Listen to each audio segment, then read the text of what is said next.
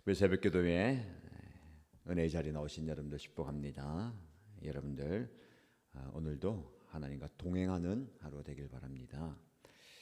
출석하신 분들 또 이름 남겨주신 분들 축복하고 기도하겠습니다. 김현승 튀니지 목장 온라인으로 예배드립니다. 박진용 오명선 현장 예배드립니다. 이현자 일본 목장 온라인 예배드립니다. 이옥수 인도 목장 온라인 예배드립니다. 백근왕 인도네시아 목장 온라인 예배드립니다. 박인숙 인도네시아 목장 현장 예배드립니다. 김진서 임경준 루마니아 목장 현장 예배드립니다. 구정모 포에마 목장 온라인 예배드립니다. 정상덕 김정석 인도네시아 목장 현장 예배드립니다. 황현정 아순시온 목장 온라인 예배드립니다.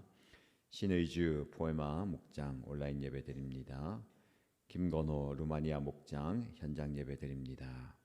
장다영 일본 목장 현장 예배드립니다. 박수목 허연주 세가족 목장 현장 예배드립니다. 박세인 튀니지 목장 현장 예배드립니다.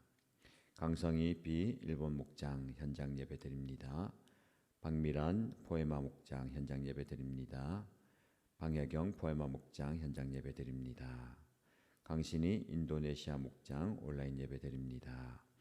장수연 일본 목장 현장 예배드립니다. 박갑주 서미의 태국 목장 현장 예배드립니다. 함께 하신 여러분들 하나님께서 오늘도 새해에도 큰 은혜 주시길 축복합니다. 기도하겠습니다.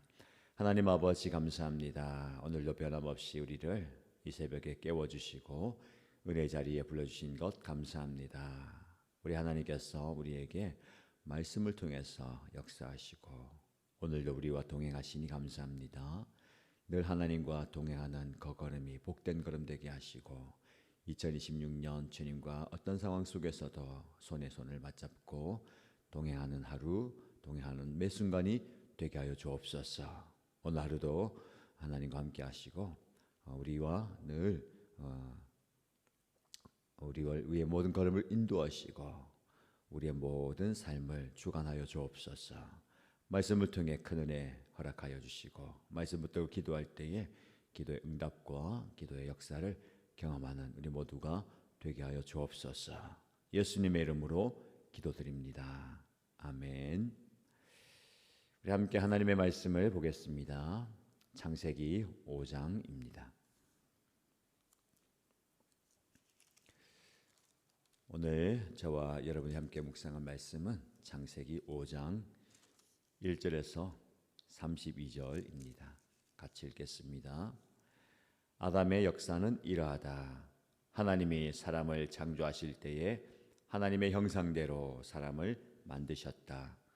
하나님은 그들을 남자와 여자로 창조하셨다. 그들을 창조하시던 날에 하나님은 그들에게 복을 주시고 그들의 이름을 사람이라고 하셨다. 아담은 130살에 자기의 형상 곧 자기의 모습을 닮은 아이를 낳고 이름을 셋이라고 하였다.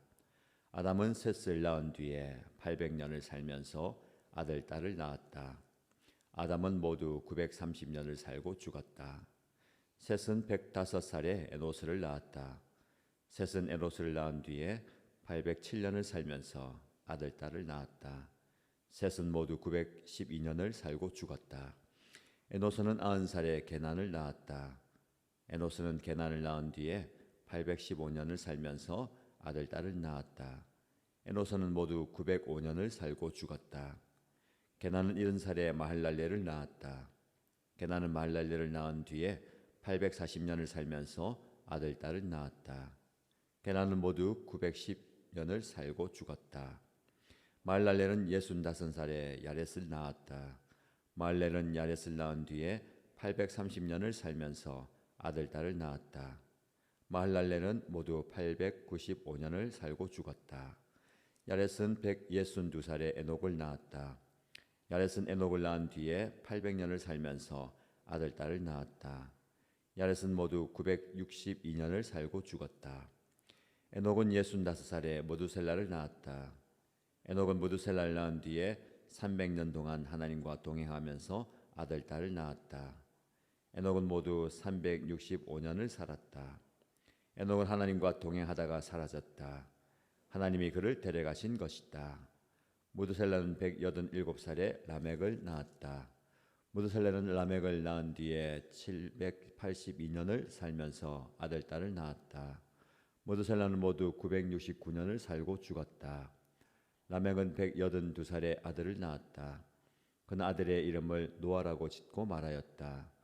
주님께서 저주하신 땅 때문에 우리가 수고하고 고통을 겪어야 하는데 이 아들이 우리를 위로할 것이다.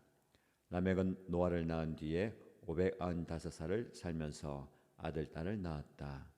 라멕은 모두 777년을 살고 죽었다. 노아는 500살이 지나서 셈과 함과 야벳을 낳았다. 아멘. 오늘 주신 말씀을 통해서 영적 깨달음과 깨달음의 시간이 되길 바랍니다. 우리가 읽은 창세기 5장 말씀은요, 아담의 계보를 기록한 족보입니다. 읽다 보면 누가 누구를 낳았고 몇 세를 살다가 죽었다라는 반복되는 문구가 나오죠. 조금은 지루하게 느껴질 수도 있겠지만 이 족보의 반복되는 리듬 안에는 인간의 한계와 절망, 그리고 그 속에 하나님께서 피워 올리시는 놀라운 소망의 이야기가 담겨 있습니다. 오늘 새벽에 죽음의 연쇄 고리를 끊어내시고 하나님과 함께 걷는 새로운 길을 보여준 두 사람, 에녹과 노아의 삶을 통해서 저와 여러분에게 주시는 하나님의 은혜를 살펴보고자 합니다. 1절에서 20절 말씀 보시면 죽음의 행진 속에서 발견하는 생명의 길을 볼 수가 있습니다. 오늘 본문의 말씀을 가만히 보면 무서운 공통점이 있습니다. 아담도 셋도 에노스도 모두 몇 세를 살고 죽었다라고 끝납니다. 창세기 3장에서 예고된 너는 흙이니 흙으로 돌아갈 것이다 라는 하나님의 심판이 현실이 되는 겁니다. 사람이 얼마나 오래 살든지 그는 결국 죽음으로 귀결되고 흙으로 돌아갑니다. 인류의 역사는 결국 죽음을 향해서 달려가는 행진과도 같습니다. 그런데 이 어두운 죽음의 행진곡을 멈추고 새로운 생명의 선율을 연주한 한 사람이 등장합니다. 그는 바로 에녹입니다. 에녹은 그의 인생 마지막이 죽음으로 끝나지 않습니다. 오늘 본문의 말씀 22절 보면 에녹은 무드셀라를 낳은 뒤에 300년 동안 하나님과 동행하면서 아들, 딸을 낳았다. 에녹은 모두 365년을 살았다. 에녹은 하나님과 동행하다가 사라졌다. 하나님이 그를 데려가신 것이다 라고 말씀합니다. 그가 하나님과 동행하였다. 그리고 하나님께서 그를 데려가셨다라고 기록합니다. 모든 사람이 세상을 따라 걷다가 죽음을 맞이합니다. 그리고 그 죽음으로 그의 이 땅의 인생이 끝이 납니다. 그런데 에녹은 하나님과 보조를 맞추며 걷는 길을 선택했습니다. 그래서 그의 길이 끝은 죽음이 아니라 영원한 생명이었습니다. 이 말씀을 통해서 우리에게 좀 구체적으로 적용하는 것은요, 모두가 다 이 인생을 삽니다. 똑같은 것 같아요. 태어나서 아이를 낳고 살다가 죽었다. 똑같은 인생이지만 우리는 다른 삶을 살아야 됩니다. 무엇이 달라야 될까요? 우리는 하나님과 동행하는 삶을 살아야 됩니다. 짧은 구절이죠. 에녹은 하나님과 동행하다가 사라졌다. 저와 여러분들이 언젠가는 이 땅에서 생을 마감하고 사라지게 될 것입니다. 그러나 언제 죽느냐가 중요한 게 아니라 어떻게 살다가 가느냐입니다. 어떤 인생을 살든지 하나님과 동행하는 인생 되기를 축복합니다. 지금까지 여러분의 인생을 돌아보십시오. 하나님과 동행했던 그 모든 걸음들을 기억하실 겁니다. 이런 상황, 저런 상황, 모든 상황 가운데 하나님은 저와 여러분과 함께 하셨고 동행하셨습니다. 앞으로의 우리의 삶도 하나님과의 동행이 되기를 축복합니다. 여러 가지 측면이 있겠죠. 하나님 아버지가 우리의 손을 붙들고 우리를 생명의 길로 인도하십니다. 예수님께서 우리의 친구가 되셔서 우리의 손을 붙잡고 우리와 함께 하십니다. 또 성령님께서 우리의 위로자가 되셔서 우리와 동행하십니다. 2026년 한 해 하나님과 늘 동행하십시다. 동행이라는 이 한 단어 안에 참 깊은 의미가 있는 것 같아요. 함께함. 슬픔도 기쁨도 괴로움도 좋은 것도 눈물도 웃음도 함께하는 동행. 이것이 우리에게 위로가 되고요. 소망이 됩니다. 우리는 때로는 참 외로운 인생을 살아갑니다. 많은 군중 속에서 나 홀로 아픔을 당하고 슬픔을 당할 때에 참 외롭습니다. 그때마다 우리 하나님께서 아버지 하나님으로 또 예수 그리스도 그리고 성령 하나님으로 우리와 동행할 때에 큰 힘이 되는 겁니다. 앞으로 어떤 일이 우리 앞에 펼쳐질지는 모르겠습니다. 어떤 상황이 우리 앞에 놓여 있는지는 모르겠습니다. 그러나 어떤 상황이든요, 어떤 형편이든 하나님과 동행하는 저와 여러분들의 삶이 되기를 축복합니다. 그것이 신앙생활입니다. 그것이 우리에게 복입니다. 늘 주님과 함께 주님과 손을 잡고 가는 겁니다. 조금 더 이 동행의 모습을 확장하면요, 저와 여러분들이 함께 동행합니다. 인생의 길이 각자가 다 다르지만 함께 가는 겁니다. 주변을 살펴보면 괴로울 때, 힘들 때, 아플 때에 여전히 나의 옆에 계시는 주님도 있지만 또 함께하는 지체들이 있잖아요. 목장 식구가 있고 성도들이 있고 저와 여러분이 있습니다. 그래서 힘을 내시기 바랍니다. 나를 지켜보는 분이 있고 나를 또 도와주는 분이 있고 힘들 때 손을 내미는 분이 있고요. 또 다르게 생각하면요, 내가 그의 동행자가 되어주는 겁니다. 내가 그에게 손을 내밀 수 있는 그런 여유가 있으면 좋을 것 같아요. 동행은요, 그냥 막 가는 게 아니에요. 보조를 맞추는 가는 겁니다. 이게 굉장히 중요해요. 하나님께서 저와 여러분의 삶에 개입하셔서 당신이 우리의 삶에 보조를 맞추십니다. 사실 우리가 하나님께 보조 맞추는 게 쉽지 않잖아요. 하나님께서 우리에게 오셔서 우리와 보조를 맞추는 겁니다. 예수님이 인간의 몸을 입고 오셔서 인간이 되셔서 우리의 삶을 살면서 보조를 맞추시고요. 성령 하나님께서 우리와 보조를 맞춥니다. 보조를 맞춘다는 것은요, 굉장히 좀 불편하고 어렵습니다. 내 걸음을 빠른데 옆에 사람 맞춰줘야 되잖아요. 굉장히 쉽지 않습니다. 그럼에도 불구하고 하나님께서 우리의 삶 속에서 우리와 보조 맞추고 가는 거예요. 저와 여러분도 마찬가지입니다. 서로에게 동행자가 되어주면 좋겠습니다. 때로는 옆에 분을 위해서 느리게 걷는 것도 필요합니다. 잠깐 멈추어 서서 기다리는 것도 필요합니다. 빨리 가자고 재촉하는 것도 필요하지만 그를 위해서 기다려주는 기다림, 이것이 보조를 맞추는 겁니다. 좀 답답할 수 있어요. 좀 힘들 수도 있습니다. 그러나 그때 필요한 게 여유입니다. 여유. 2026년은요, 좀 영적 여유를 좀 가지십시다. 너무 각박하게 바쁘게 분주하게 막 달려가지 마시고 하나님과 보조를 맞추고요, 주변인과 보조 맞추는 겁니다. 사실은 새벽 기도를 하는 것이요, 영적 보조를 맞추는 것 같아요. 새벽 기도 하지 않으면 무엇을 합니까? 잘 수도 있고 일할 수도 있고 준비할 수도 있습니다. 잠깐 여유를 갖는 겁니다. 내 삶을 돌아보고 앞으로의 삶을 좀 내다보고 말씀의 그 거울에 비추어 보는 겁니다. 그렇게 가는 겁니다. 말씀을 펼치는 것도 영적인 여유를 가지는 겁니다. 사실 성경을 읽지 못하는 이유가 무엇입니까? 기도하지 못하는 것이 이유가 무엇입니까? 가장 큰 이유가 바빠서일 거예요. 그렇죠? 다른 일에 분주해서, 다른 할 일이 많아서. 그냥 그때 좀 여유를 가지고 영적인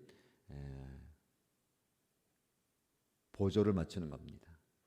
하나님과의 보조를 맞추고요. 공동체 안에 보조를 맞추는 겁니다. 공동체가 여러 가지 영적인 은혜를 베푸는 시간들이 있잖아요. 거기에 보조를 맞춰서 가야 됩니다. 여러분의 보폭으로 그냥 달려가지 마시고 교회 공동체가 진행하는 그 영적인 걸음에 보조를 맞추는 것 굉장히 중요합니다. 2026년에 하나님과 동행하시고 저와 여러분들이 함께 동행하는 복된 은혜가 있기를 축복합니다. 여러분에게 이런 질문을 드려봅니다. 한번 묵상해 보십시오. 내 인생의 발걸음은 지금 어디를 향하고 있습니까? 남들처럼 죽음과 허물을 향해서 바쁘게 뛰어가고 있습니까? 아니면 매일의 일상 속에서 하나님과 눈을 맞추고 보조를 맞추고 한 걸음씩 동행하고 있습니까? 이 질문 앞에 여러분의 삶을 한번 돌아보시고 점검해 보시기 바랍니다. 21절에서 24절 말씀 보시면 일상 속에서 하나님과 보조를 맞추는 삶이 나옵니다. 에녹의 동행에 대해서 주목할 점이 하나 더 있습니다. 그는 산속에 들어가서 돌을 닦으면서 하나님과 동행한 것이 아닙니다. 무드셀라를 낳은 뒤에 300년 동안 자녀를 낳으면서 동행했다라고 말씀은 말합니다. 즉 아이를 낳고 아이를 길러가는 기저귀를 갈고 아이에게 밥을 먹이고 훈육하는 그리고 생업을 이어가는 아주 평범하고 치열한 삶의 현장에서 하나님과 동행했다라는 겁니다. 여러분, 하나님과 동행하는 것은 거창한 것이 아닙니다. 따로 장소에서 시간을 떼서 할 수도 있지만 밥을 먹을 때에 하나님을 생각하고 일터에서 정직하게 행동하고 자녀를 돌볼 때에 하나님의 마음으로 사랑하는, 지체를 대할 때에 예수님의 마음으로 그들을 대하는 그 사소한 순간들이 모여서 하나님과의 동행이 되는 겁니다. 에녹은 300년이라는 긴 시간 동안 변함없이 하나님의 손을 놓지 않았습니다. 어떤 순간에도 어떤 상황에도. 오늘 저와 여러분에게 필요한 것이 바로 이 일상의 신실함, 일상에서의 하나님과의 동행입니다. 우리의 일상을 무시하면 안 됩니다. 짧은 그 순간순간이 모여서 거룩한 하나님과의 동행이 되는 겁니다. 교회 안에서뿐만 아니라 교회 바깥에서, 예배의 자리에서뿐만 아니라 나의 삶의 자리에서 하나님과 동행하는 저와 여러분 되시길 축복합니다. 잠언 3장 5절에서 6절 말씀 보시면 너는 마음을 다하여 여호와를 신뢰하고 내 명철을 의지하지 말라. 너는 범사에 그를 인정하라. 그리하면 내 길을 지도하시리라 라고 말씀합니다. 범사가 무엇입니까? 매사 모든 일에 따로 구별하지 마십시오. 이건 하나님을 위한 일이고 이것은 경건한 일이고 이것은 내 일이야. 이건 세상 일이야. 이건 내 업무야 라고 구별하지 마시고요. 범사에 하나님을 인정하시고 그분과 함께 동행하십시오. 오늘 저와 여러분에게 주어진 일상을 한번 내다보십시오. 어떤 일이 있을 것 같습니까? 출근해서, 직장에서, 사업장에서 사람을 만나고 대화를 하고 일을 하는 그 모든 일상 속에서 성령님과 동행하는 하루가 되시고 하나님과 동행하는 하루 되십시오. 항상 인식해야 됩니다. 주님이 나와 함께 하시구나. 우리 하나님께서 나와 함께 하시구나. 성령님께서 나에게 지혜를 주시고 또 이렇게 이끄시고 인도하는구나를 깨달아야 됩니다. 이런 질문을 드려보겠습니다. 한번 묵상해 보십시오. 나는 예배당을 나서는 순간 하나님과의 동행도 끝나버리지는 않습니까? 직장에서, 학교에서, 주방에서, 거실에서 이동하는 모든 순간에도 하나님 나와 함께 하심을 인식하면서 그분과 대화하고 그분과 함께 걷고 있습니까? 여러분의 일상을 놓치지 마십시오. 바쁘게 분주하게 살다 보면 일상에서의 거룩함을 놓칠 때가 참 많습니다. 일상에서의 거룩함을 회복하는 저와 여러분 되시기를 축복합니다. 25절에서 32절 말씀 보시면 수고로운 땅에 위로를 주는 이름 노아의 이야기가 나옵니다. 이 족보의 마지막은 노아로 연결되는데요. 노아의 아버지 라멕은 아들을 낳고 이름을 노아라고 짓습니다. 그리고 이렇게 고백합니다. 주님께서 저주하신 땅 때문에 우리가 수고하고 고통을 겪어야 하는데 이 아들이 우리를 위로할 것이다. 죄로 인해서 이 세상에 가시덤불과 엉겅퀴가 났죠. 땅에서 고통받는 사람들, 그 사람들에게 하나님은 위로를 예비하십니다. 위로 안에 여러 가지가 의미가 있겠죠. 안식과 평안과 쉼. 우리가 이 땅에 살면서 참 쉰다는 게 쉽지 않습니다. 위로받는다는 게 쉽지 않아요. 여러분은 요즘 어떤 일로 누구로 인해서 위로받고 있습니까? 에녹이 하나님과 동행하면서 생명의 길을 보여주었습니다. 노아는 그 동행의 열매로 온 세상을 구원할 방주를 준비하는 삶을 삽니다. 짧은 구절이지만 우리는 노아의 이야기를 알지요.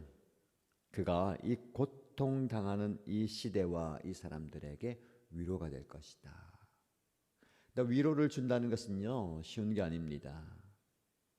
하나님의 심판이 다가온 어두운 시대, 그 어두운 세상, 하나님은 하나님과 동행하는 그 한 사람을 통해서 세상을 다시 시작할 소망의 싹을 틔우시는데 그것은 굉장히 희생이고 수고입니다. 노아가 세상에 위로가 된다. 결과적으로는 그런 은혜가 있지만 그 과정은 쉽지 않았습니다. 하나님께서 노아에게 사명을 주시죠.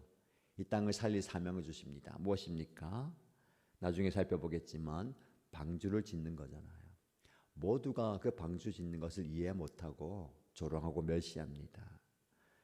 이곳에서 뭐 하냐? 지금 너는 무엇을 하고 있냐? 너는 꾸준하게 끈기 있게 참아내면서 묵묵하게 주신 사명을 감당합니다. 결국은 그의 방주를 준비한 삶을 통해서 하나님의 위로가 이 땅에 흘러가게 되는 겁니다. 오늘 저와 여러분들이 하나님과 동행할 때에 하나님의 말씀을 묵묵히 순종하고 나에게 주어진 사명을 감당할 때에 나를 통해서 내 가족, 내 주변 사람들이 하나님의 위로를 얻게 될 것입니다. 노아가 이 땅에 수고하고 고통당하는 사람들의 위로자가 된 것처럼 저와 여러분들도 이 땅에 수고하고 고통당하고 힘들어하는 사람들의 위로가 되면 좋겠습니다. 누군가가 나를 통해서 위로받는다는 것은 참 좋은 겁니다.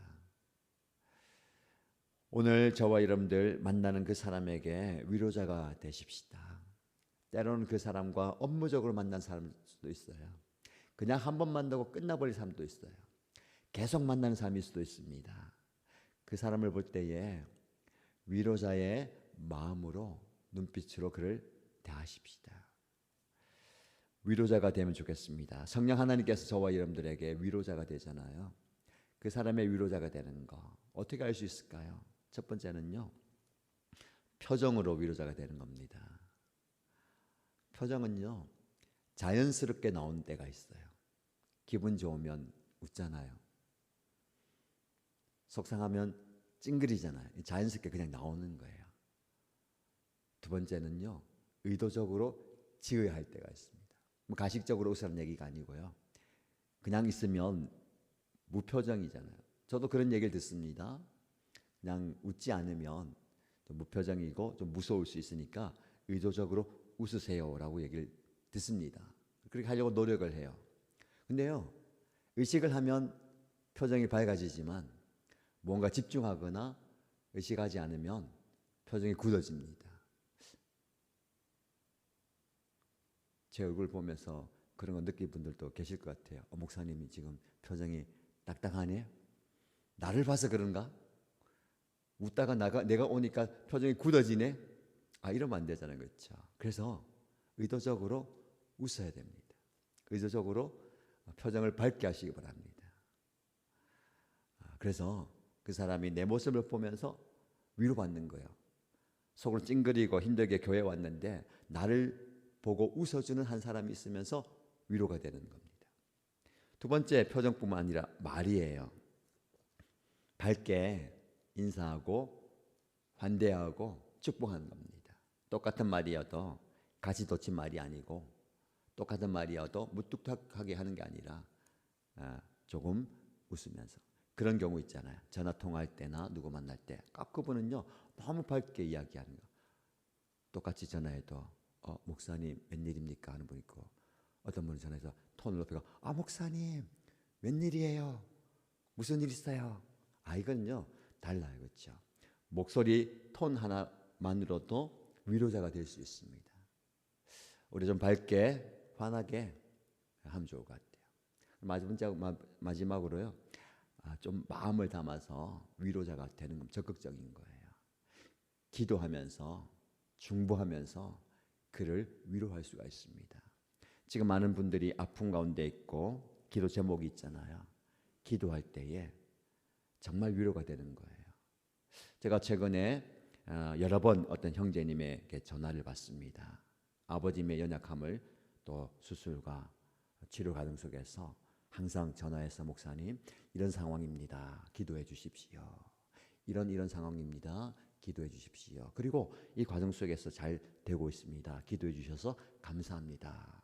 그런 얘기를 주고받으면서 제가 한 게 별로 없는데 전화를 통해서 만남을 통해서 근황을 묻고 기도하겠습니다. 또 기도하고 어떻게 되었습니까? 기도하고 있습니다. 하는데 상대방은요 큰 위로를 받는 거예요. 목사님 기도해 주셔서 너무 감사합니다. 성도들이 기도해 주셔서 기도의 응답이 있습니다. 이게 큰 위로가 되는 것 같아요. 여러분, 우리가 다른 건 몰라도요 기도를 통해서 그분의 마음을 위로하고 그분의 상황의 어려움과 문제를 도와줄 수가 있습니다. 그게 바로 기도의 지경을 넓혀가는 것이고 기도의 지경이 깊어지는 거예요. 2026년 저와 여러분들이 누군가에게 위로자가 되기를 축복합니다. 표정 하나만으로도 위로가 되고요, 말 한마디만으로도 위로가 되고, 더 나아가서 기도하면서 그분을 도와줄 때에 참된 위로자가 될 줄로 믿습니다. 자, 여러분, 이런 질문을 드려봅니다. 묵상해 보십시오. 나는 나의 삶 속에서 주변 사람들에게 하나님의 안식과 위로를 잘 전달하고 있습니까? 절망적인 상황 속에서도 하나님의 구원을 기대하면서 묵묵히 나의 방주를 짓고 있는 삶을 살고 있습니까? 여러분, 우리는 위로자의 사명을 받았습니다. 위로자의 사명을 감당하는 저와 여러분 되시기를 주님의 이름으로 축복합니다. 기도 제목 드립니다. 이 기도 제목으로 기도하시고요, 또 세 겹줄 기도하겠습니다. 첫 번째 기도 제목은 하나님, 세상의 허무한 가치를 쫓아 살다가 죽음으로 끝나는 인생이 아니라 에녹처럼 날마다 하나님과 보조를 맞추는 주님과 동행하는 삶을 살겠습니다 라고 기도하십시다.